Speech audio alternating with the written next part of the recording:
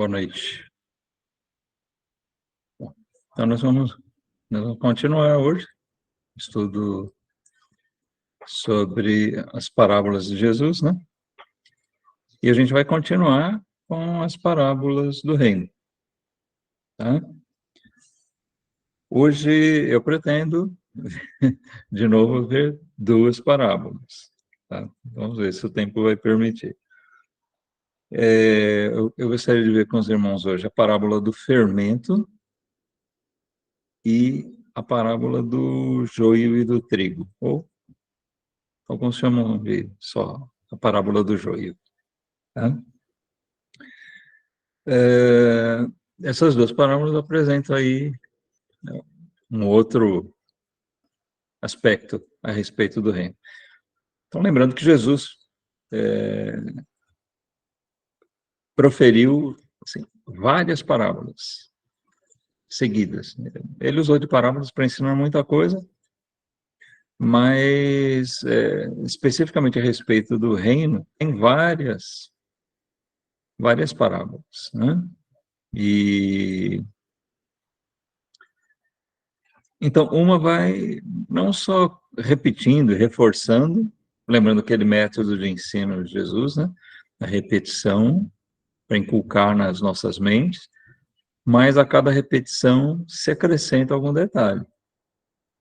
Então, isso é importante, né? Não é sempre a mesma coisa. Especialmente a parábola do fermento, né? As outras que a gente viu recentemente são todas elas ligadas à agricultura, falando de algum tipo de coisa a respeito de semente, né? A parábola do semeador, do grão de mostarda, da semente que cresce misteriosa, então, são sementes. Aqui ele introduz um pouquinho diferente,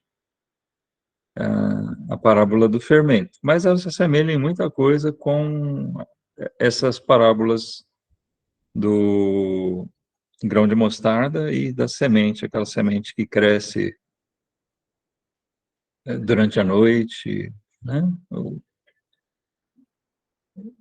fazendeiro ali, o semeador, semeou, foi dormir e Deus operou que ela crescesse. Falando a respeito do crescimento do reino de Deus.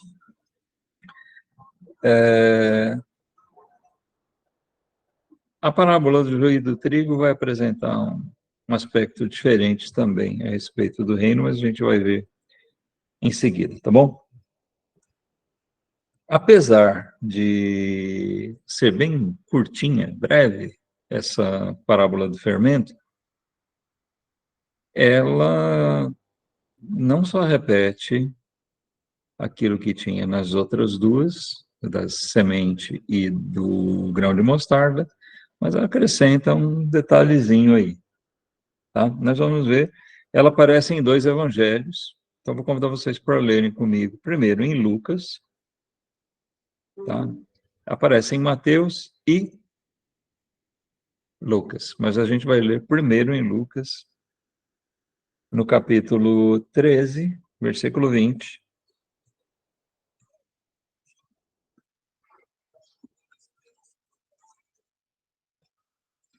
Diz assim: E disse outra vez: A que compararei o reino de Deus? Ele vai sempre fazendo comparações, né?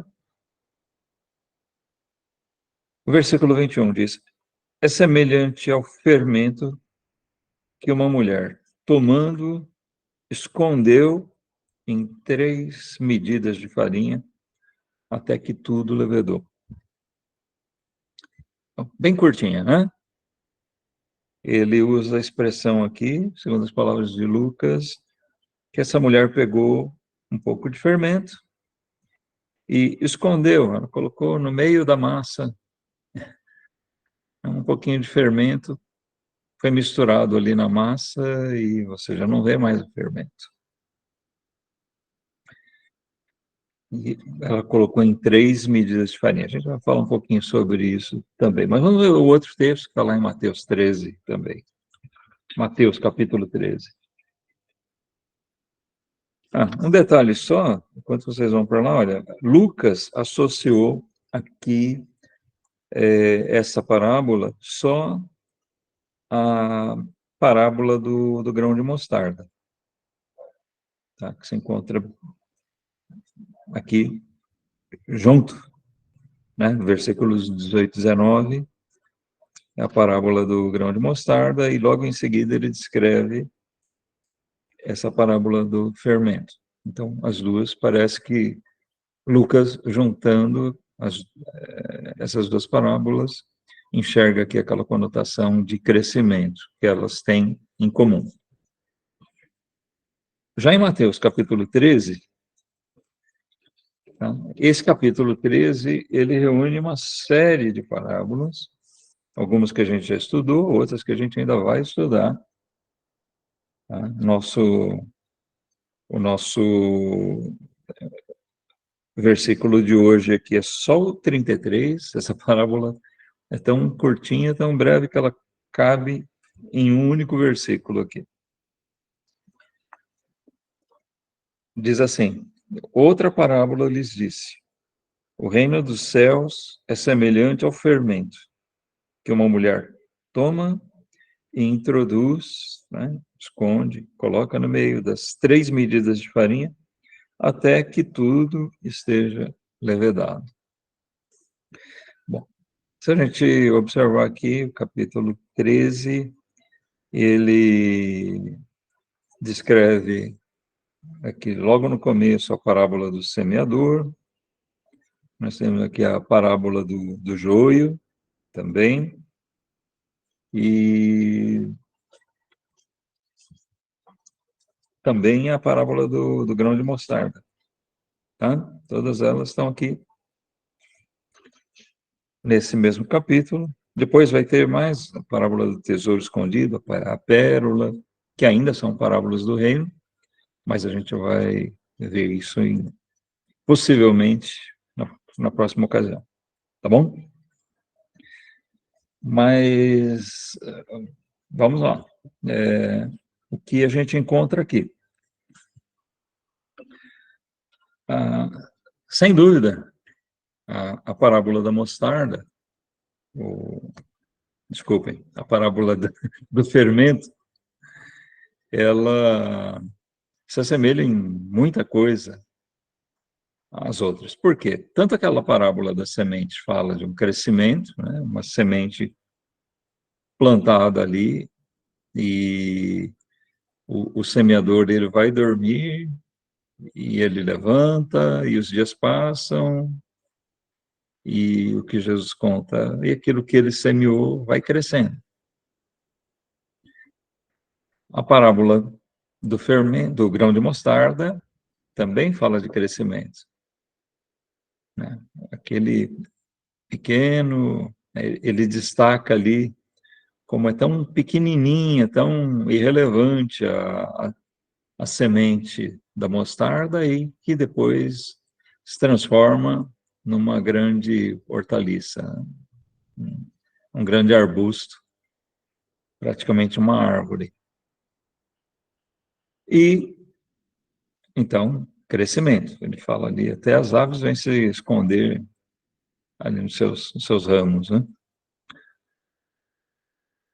O fermento, é muito simples a gente enxergar isso também, essa ideia de crescimento, né? Mas ela enfatiza uma outra característica também, que talvez não seja tão notória nas outras. A ideia do poder oculto do fermento.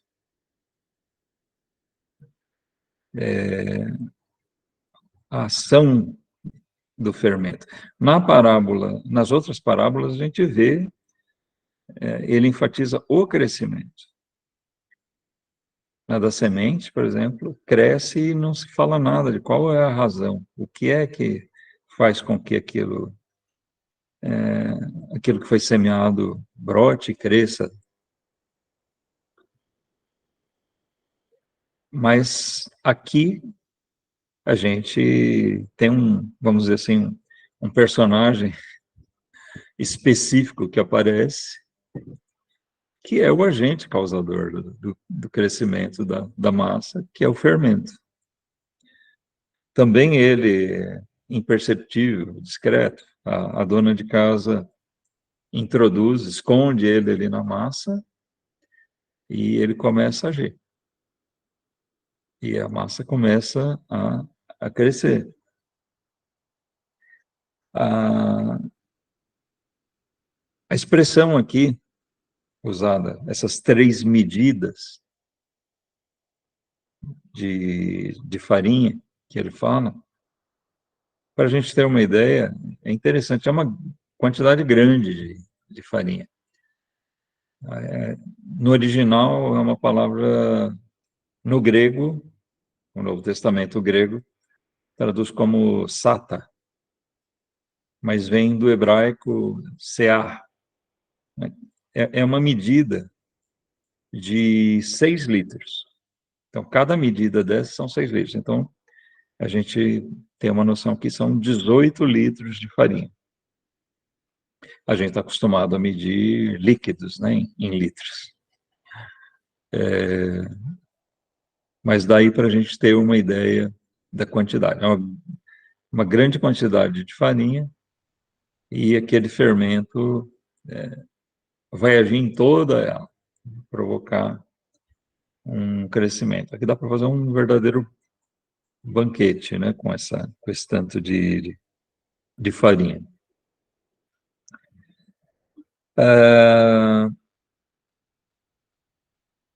Então, aqui é um pouquinho diferente da semente, né? Porque a gente vê que o que está operando é o fermento, o que está sendo destacado aqui. Alguns aplicam isso, a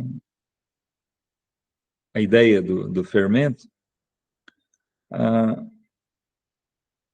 como o reino se propaga. A mesma ideia das outras, né? Como ele cresce. Mas como ele cresce por ação do poder de Deus, né? O reino de Deus, ele é revestido de um poder no mundo e mesmo que seja imperceptível, vamos lembrar que o fermento está ali escondidinho, né? Ninguém vê, mas ele está agindo. Então essa é a ideia que é passada nessa parábola. A gente tem algo imperceptível aos olhos do mundo, mas que está agindo. Talvez a gente mesmo não perceba, né? A gente só vai vendo os efeitos. E ao final ele vai levedar toda a massa. Ou seja, aqui a gente está muito acostumado com a ideia que em várias passagens da Bíblia o fermento está associado a alguma coisa perniciosa, né? Fermento representa pecado, a velha massa estragada. Aqui não tem essa referência, tá? A gente precisa tomar cuidado com esses detalhes, porque não pode pegar o que representa uma coisa em outras passagens e transferir automaticamente para outra, senão a gente acaba torcendo todo o sentido. Existia para eles um sentido de purificação. A gente vê para o judeu o dia a semana festiva ali, os pães asmos, e o dia da Páscoa, né? Não tinha fermento dentro de casa, para representar ali uma purificação mesmo deles. Mas aqui a gente vê o fermento como uma coisa necessária, natural do dia a dia, fazia parte da culinária daqueles povos ali do Oriente, não só de Israel, mas de todos eles. O pão é uma coisa, um alimento assim comum, apesar de haver tantos pães diferentes, né? Pão é uma coisa muito interessante. Tem vários tipos de pão. conforme a cultura local, tem um tipo de pão diferente. Mas o conceito de fazer pão, e principalmente de utilizar algum tipo de fermento, é muito comum, tá? Quase geral. O pão asmo é uma exceção. Mas também a gente pode enxergar aqui esse poder misterioso que o reino exerce no mundo, mas também alguns enfatizam essa questão, a mensagem do reino, o poder que ela exerce, o poder transformador que tem. Então, alguns interpretam assim, que a ênfase da parábola não está só na expansão do reino, mas no poder de transformar. A massa, depois de levedada, é outra coisa. Quem já comeu um pão encroado, um pão que não, o fermento estava estragado, não, o pão não cresce, não só a consistência dele fica outra, né? O sabor fica horrível, isso quando dá para comer. O fermento introduzido ali transforma aquilo mesmo. Tá? Mas o que a gente pode constatar é que nessa parábola, a ênfase está na operação poderosa de Deus na implantação do reino. Seja na expansão dele no mundo, seja no poder transformador. Tá? A gente pode aplicar das duas maneiras. Sim. Alguma coisa oculta aos olhos da gente, do mundo, principalmente do mundo, né? Representado ali pelo fermento. Tá? Mas ela vai produzindo seus efeitos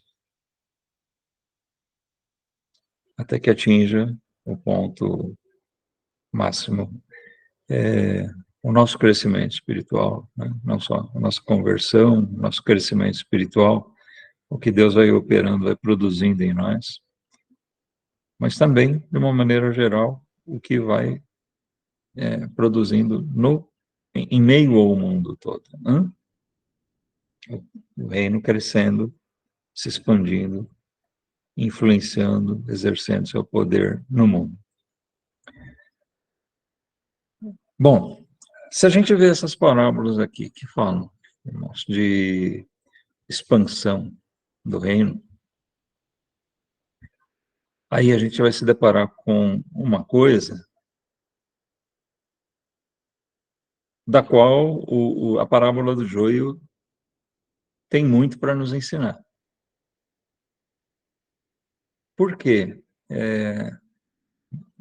É um fato que o reino de Deus foi introduzido no mundo e, poderosamente, Deus tem operado a expansão dele.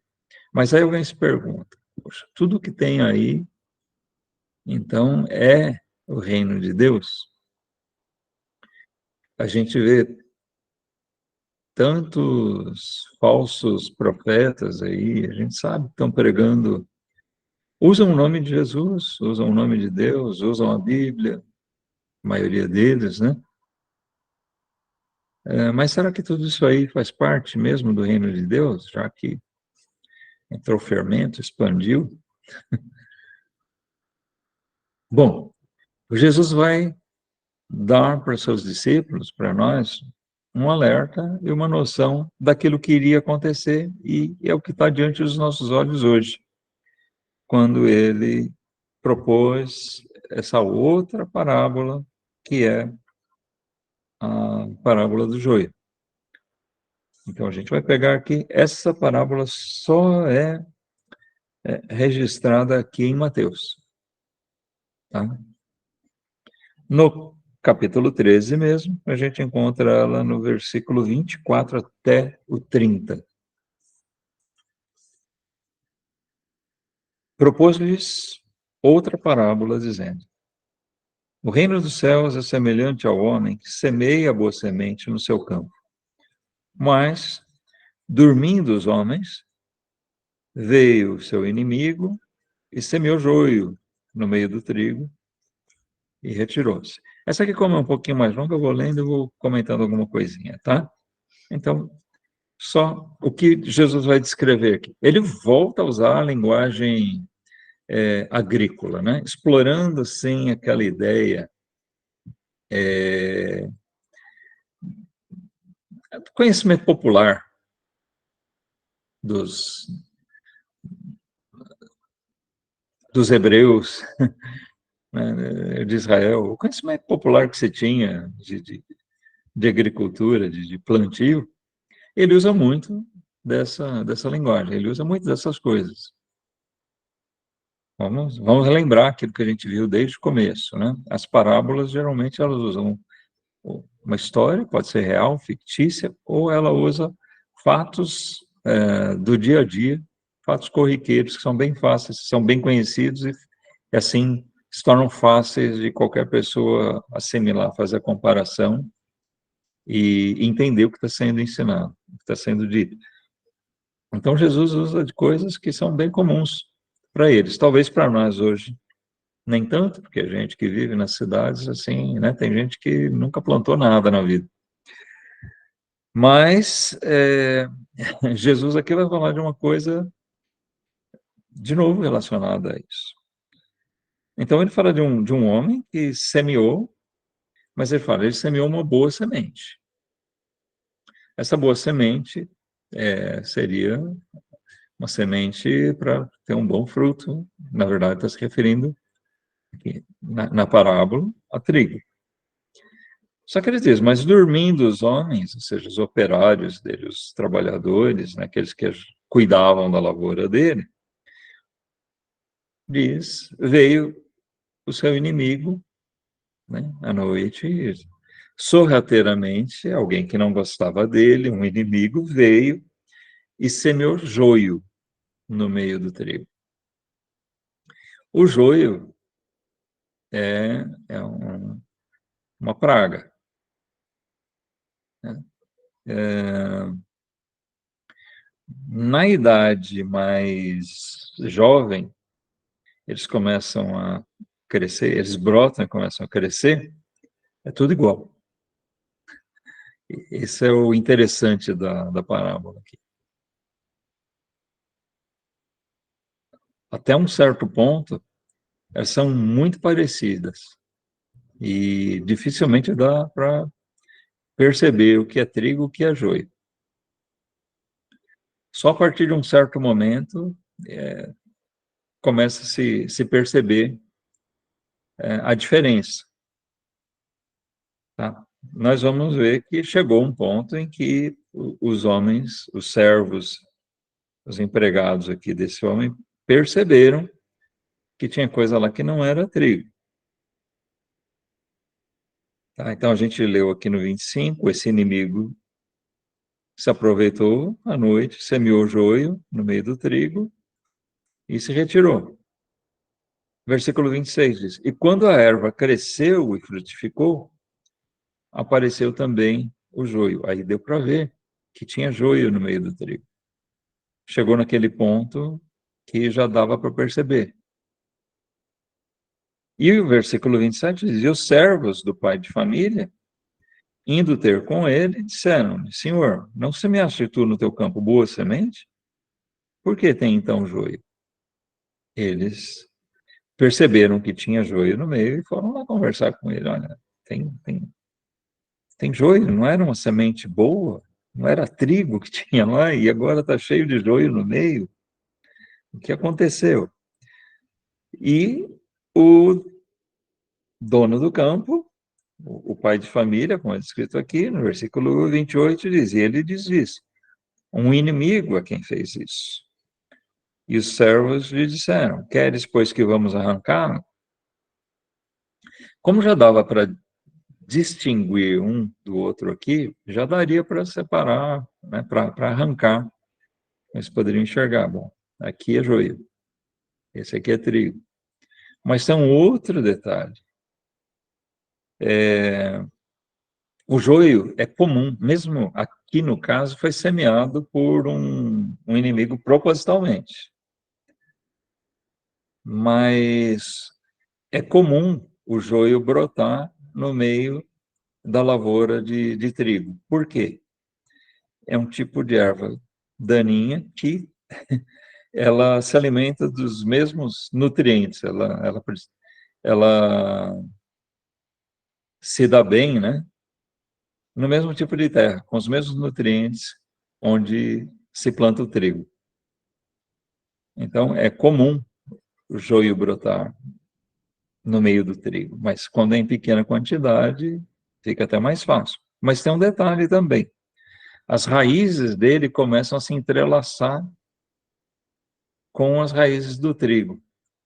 Então, o que ele vê aqui, né, quando eles falam de arrancar o joio, separar, a gente vê que o dono da lavoura diz: não, não façam isso. Versículo 29. Ele, porém, lhes disse: não, para que, ao colher do joio, não arranqueis também o trigo com ele. Porque, como as raízes acabam se entrelaçando, quando você vai arrancar o joio, se está muito junto, né, muito próximo, é muito provável, quase fatal, que quando você arrancar o joio, vai vir o trigo junto. Ele fala: não, deixa crescer agora, deixa ir até o fim. O joio chega num ponto que ele fica bem diferente. A espiga dele é diferente, ela vai ficando numa cor mais escura, solta até um pendãozinho, tipo de uma flor, né, na ponta, enquanto que o trigo vai amarelando. Chega um ponto que fica bem fácil de distinguir um do outro.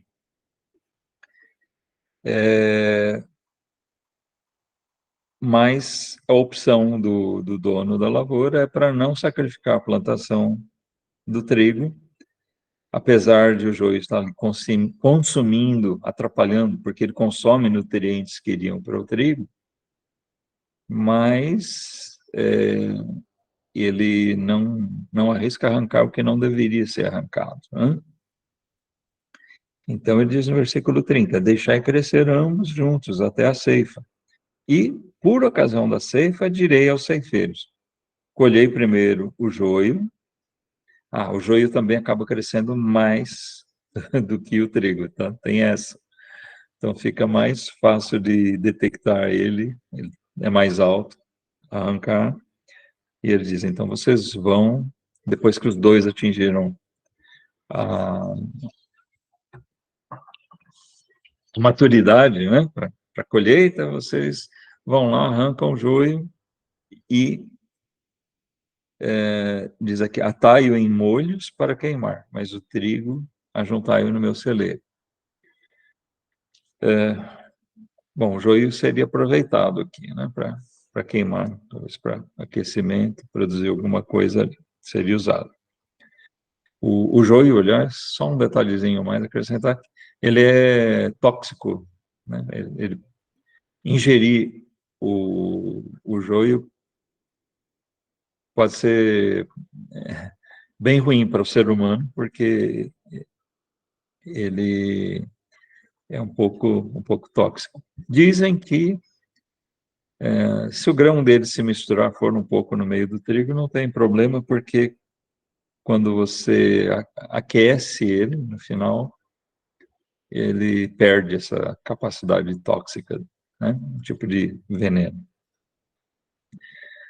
Tá? Então a gente vê aqui que ele é bem prejudicial, venenoso, foi semeado ali no meio do trigo pelo inimigo, para prejudicar mesmo.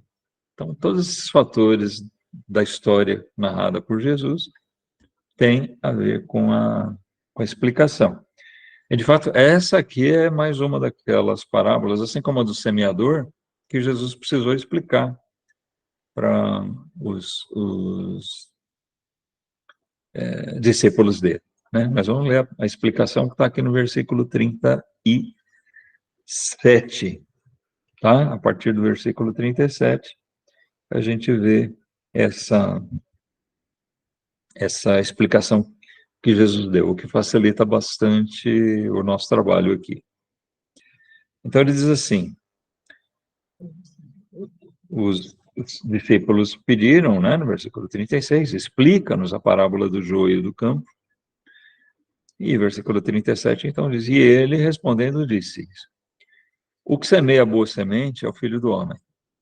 Então, o dono daquela lavoura, né, o pai de família, como é referido ali, é o próprio Jesus, o próprio Senhor Jesus. Ele está dizendo, sou eu mesmo quem lança essa semente. É Jesus mesmo quem plantou o reino nesse mundo. O reino de Deus foi implantado, instaurado por ele no mundo. No versículo 38, ainda ele diz, o campo é o mundo, e a boa semente são os filhos do reino, e o joio são os filhos do maligno. Bom, então, aqui vamos pegar um pouquinho, ele explica que o trigo, aquilo que realmente foi ele que semeou, são os filhos do reino. São os seus discípulos, é o seu povo, aquele que foi gerado por ele, né, por Cristo. Foi Cristo quem colocou o seu povo. Ele fez de alguém que não era povo, ele fez seu povo. Então, aqui é representado pelo trigo, é a boa semente, é o resultado da boa semente. Mas ele diz, aqueles que estão no meio, que por um determinado tempo eles pareciam ser trigo, mas depois se constatou que não eram, esses são os filhos do maligno, representados por aquela semente do joio que foi lançada pelo maligno. Então vai ficando bem fácil da gente entender qual é a representação dessa parábola, né? Eu acredito que todo mundo já pegou aí qual é o teor, se você nunca parou para pensar nessa parábola, é esse o aspecto identificado aqui. Mas tem um detalhe interessante nesse versículo 38, irmãos. Algumas pessoas combatem a ideia da disciplina eclesiástica.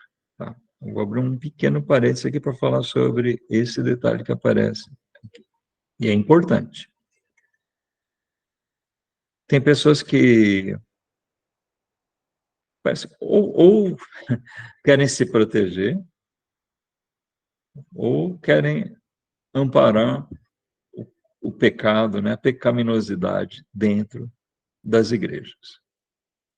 Nós somos ensinados a respeito da necessidade da disciplina. A disciplina passa por ensino, repreensão, e diante da rebeldia, a palavra de Deus, Jesus mesmo ensinou isso de uma maneira muito clara, a igreja, às vezes, tem a necessidade de desligar, né, de tirar alguém da sua comunhão. Essa pessoa não faz mais parte da igreja. Então, algumas pessoas combatem essa ideia usando essa parábola. Olha só o problema. Eles dizem, não compete a nós julgar, não compete à igreja separar, porque se você quer tirar, você está dizendo que ele não é um crente, né, não é um convertido, você vai tirar ele, talvez você esteja tirando um salvo, você está tirando um crente sincero da igreja, você vai querer tirar o joio e vai, de repente, arrancar o trigo. Jesus falou para não, deixar só no final, isso deixa para Deus. Mas é muito fácil a gente atentar que não é isso que Jesus está ensinando aqui. Ele ensinou a se praticar disciplina.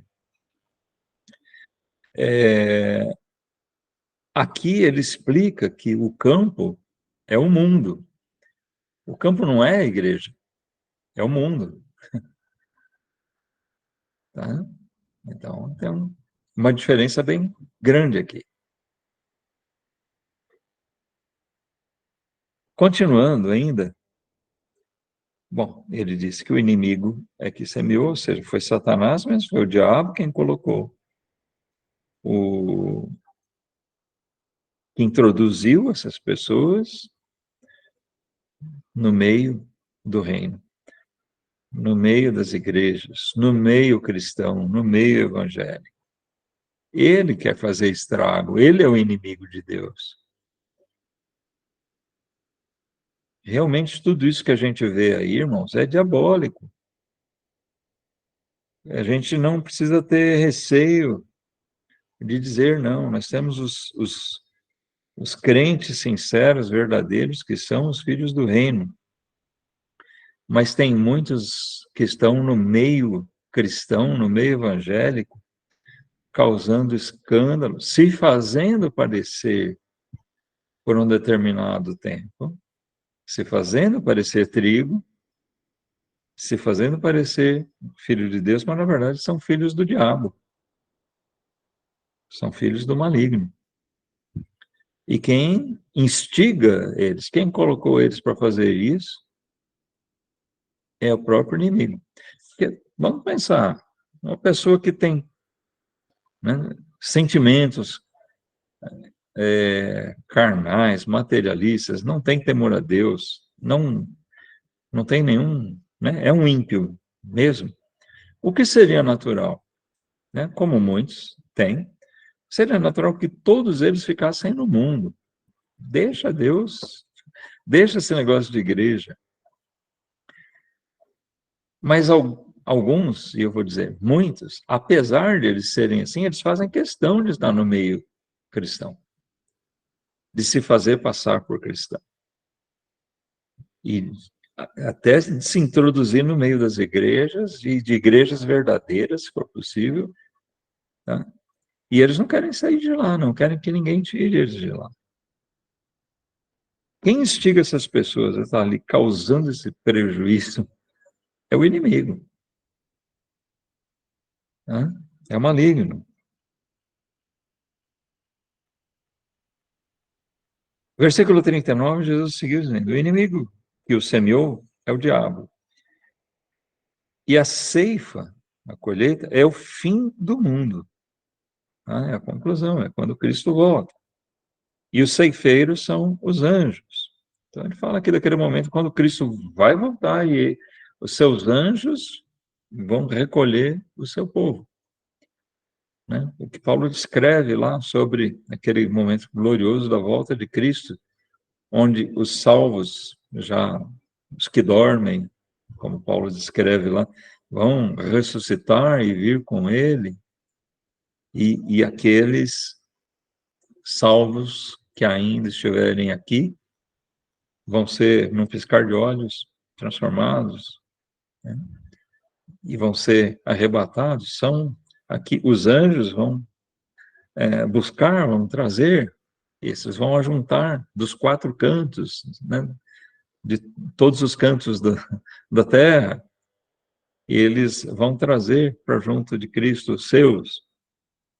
Então, essa é a hora da ceifa, mas o joio aqui vai ser separado. Quem vai operar essa separação é Deus mesmo, Jesus Cristo, por operação dos seus anjos, como ele diz aqui, né? A mandado dele. Versículo 40 diz: assim como o joio é colhido e queimado no fogo, assim será na consumação deste mundo. Mandará o Filho do Homem os seus anjos, e eles colherão do seu reino tudo o que causa escândalo e os que cometem iniquidade, e lançá-los-ão na fornalha de fogo. Ali haverá pranto e ranger de dentes. Então os justos resplandecerão como o sol, no reino de seu Pai. Quem tem ouvidos para ouvir, ouça. Então, aqui, Jesus acrescenta esse detalhe sobre o reino. Ele faz mais uma comparação. Quando a gente volta lá onde ele contou essa parábola, comecinho, no versículo 24, ele disse: o reino dos céus é semelhante ao homem que semeia, né? Está falando, o reino de Deus é assim. Eu vim, implantei o reino, mas sem que a gente esteja vendo, né? Nós, não ele, mas o inimigo se introduz e começa a semear o joio no meio. Então, o que Jesus estava dizendo para os discípulos dele? Desde o começo, eles foram alertados. Olha, o reino vai crescer, mas no meio dele vai ter joio. Isso tem sido uma realidade, irmãos, desde o primeiro século. Né? A história registra alguns hereges famosos até que se introduziram. Os falsos, aqueles que a palavra de Deus diz, eles saíram de nós porque não eram de nós. Num certo momento, alguns deles se rebelaram e foram apartados. Mas outros tantos morrem ali infiltrados.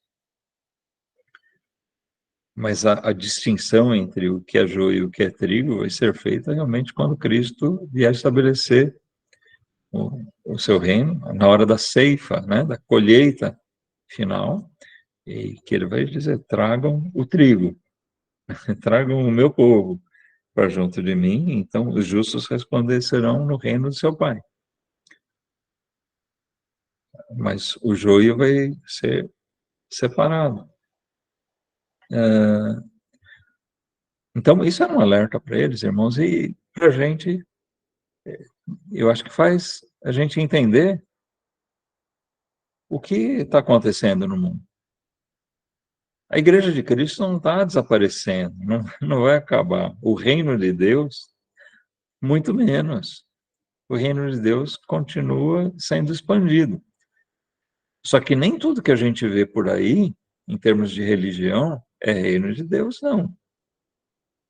Tá? Tem muito joio, tem muito filho do maligno, né?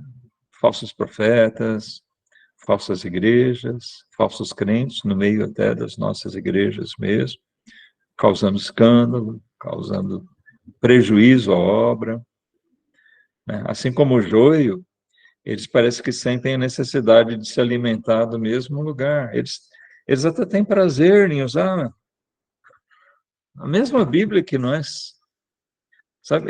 Parece que eles se alimentam dos mesmos nutrientes, só que para produzir uma toxicidade, né? Para produzir uma coisa perniciosa, ruim,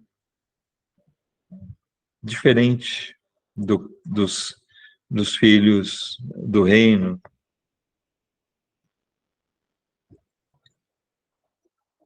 Então, isso que acontece hoje, irmãos, não deve ser motivo de nenhum espanto para nós, não.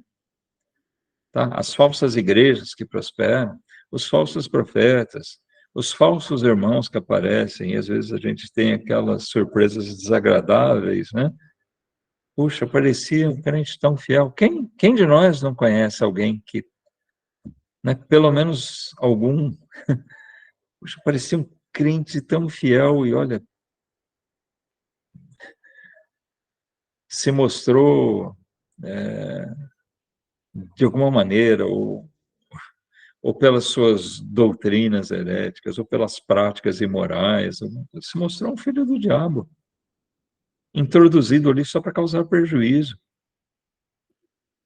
A gente vê igrejas verdadeiras, onde essas pessoas foram colocadas ali, a gente costuma dizer, manchou o terreno, causou uma mácula profunda, às vezes a ponto de, e olha, muitas vezes o filho do maligno aqui, o joio introduzido, virou até pastor da igreja. E causou aquele estrago. Às vezes mata até uma igreja, mas não mata o reino.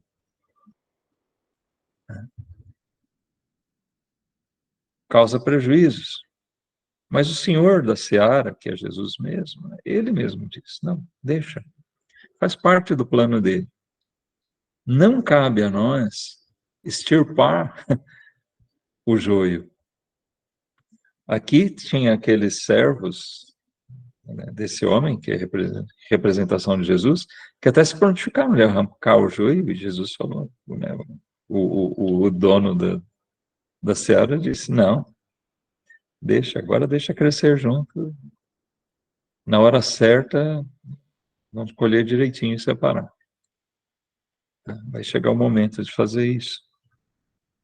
Jesus está dizendo, né, na igreja, nós vamos procurar zelar pela santidade, pela pureza da igreja, mas no mundo, né, relembrando que essa seara aqui é o mundo, não é a igreja.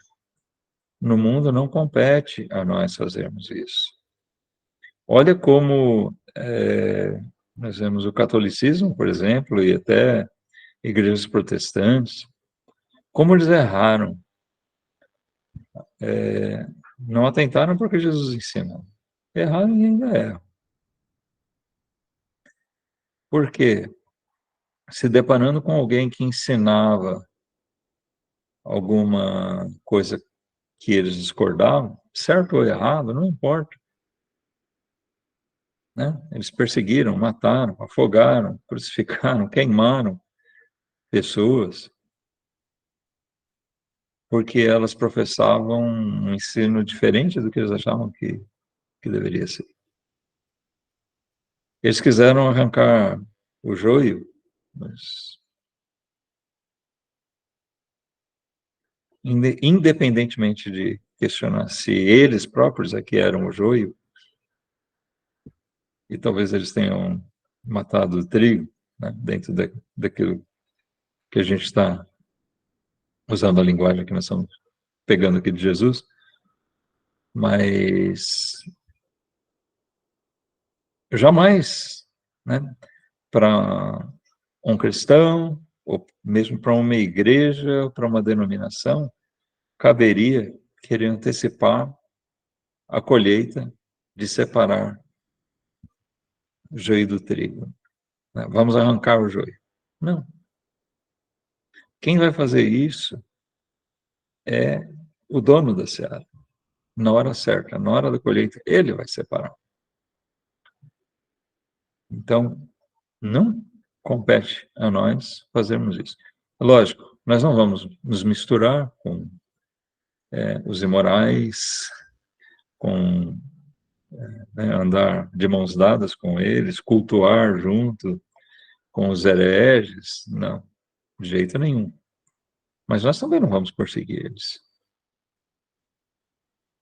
Eles vão crescer, vão seguir seu caminho dentro do que Deus permitir, mas vai chegar a hora certa que eles vão ser colhidos, o joio vai ser arrancado.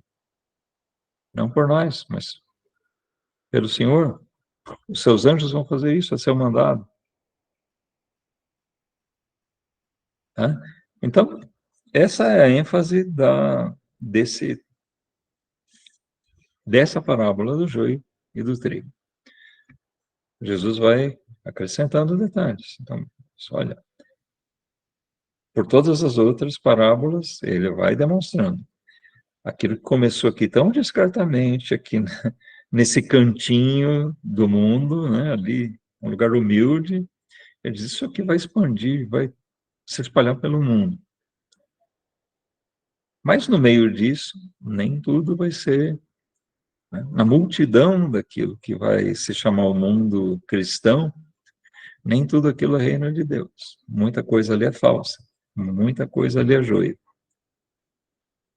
Então, isso foi um alerta para os discípulos daquela ocasião, que estavam ali no comecinho, o que iria acontecer, e é para nós um ensino, né, onde a gente pode constatar o que está acontecendo, entender o que está acontecendo e até para o nosso conforto também de enxergar que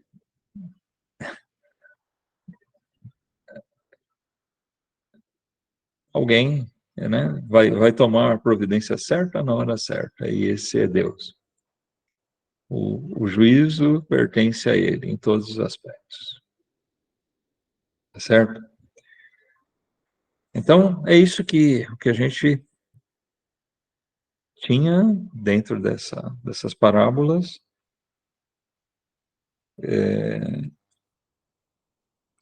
Na próxima semana eu quero meditar um pouquinho com os irmãos a respeito de outras parábolas que aparecem aqui. Elas são sequenciais e parecem só reforçar mesmo o mesmo ensino, tá? O tesouro escondido, a pérola e a rede um pouquinho diferente, tá bom? Pelo menos o tesouro escondido e a pérola, acho que a gente vê essas duas parábolas na semana que vem.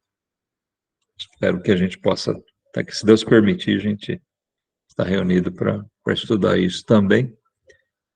E oro a Deus para que seja de bom proveito para nós todos, tá bom? Vamos encerrar com uma oração, mas